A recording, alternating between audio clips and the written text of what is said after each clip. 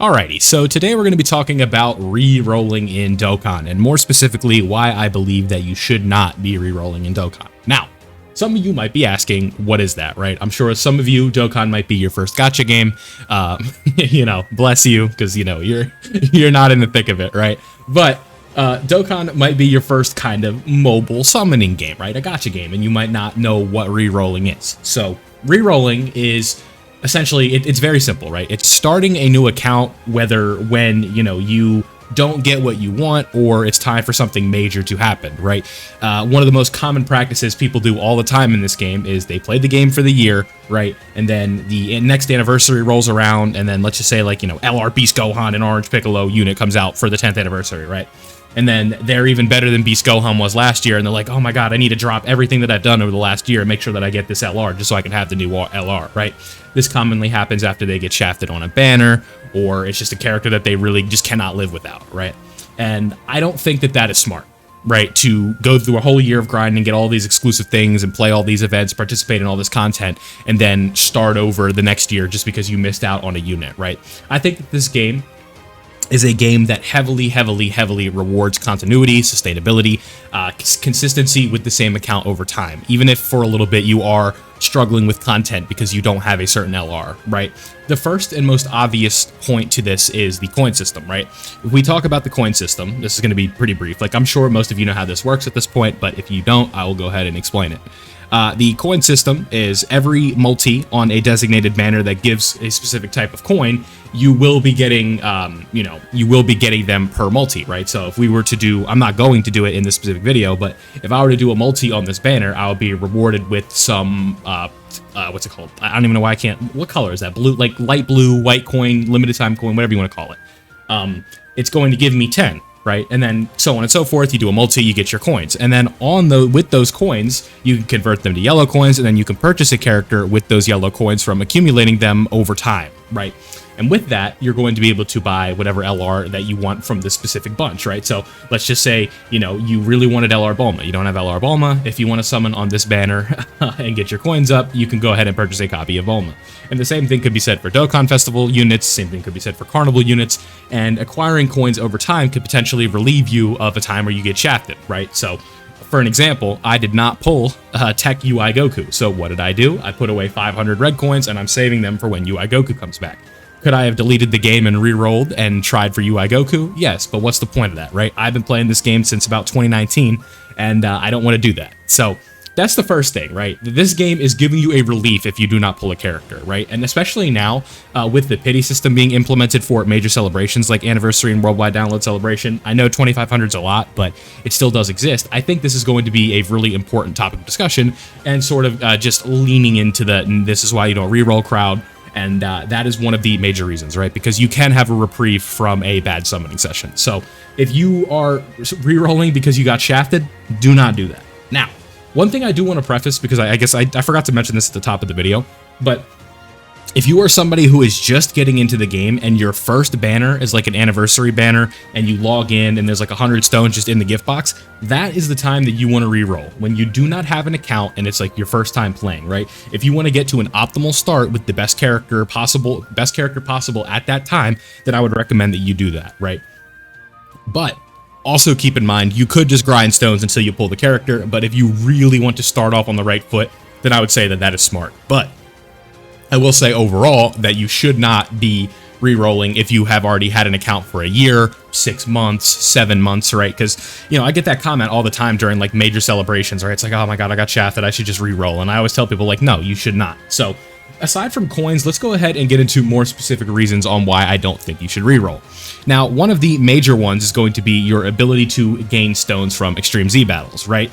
It is a major time save if you can do a TUR EZA with a boost category, right? Because if I were to go into, let's just use an example, right? I'll go into like this EZA, right, against at 21 and what's it, the Android 16 right here. So if we look at it, you guys can see, I don't even remember what the boost category is, right? Is it what is the boost category on this? Is this no idea. What the hell's the boost category on this?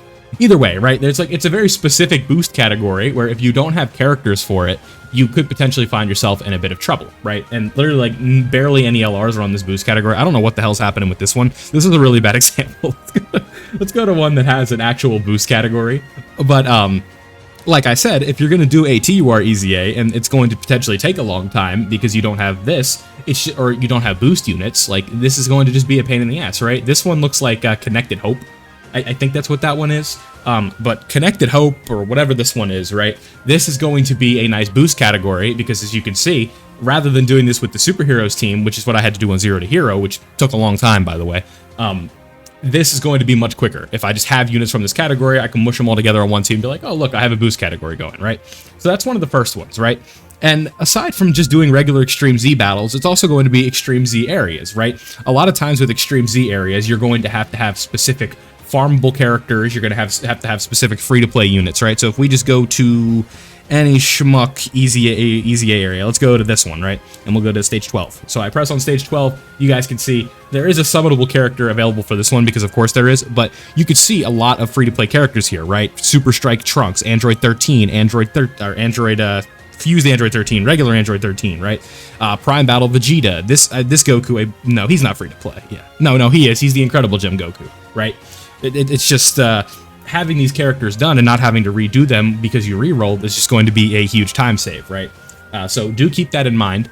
You want to make sure that you're keeping up with your free-to-play units. You have your missions and stuff like that, farming up free units, your Prime Battle LRs, all that fun stuff. And then, you're just, aside from having stones, you're just going to have to do all of this again, right? All of these missions, all of these events, right?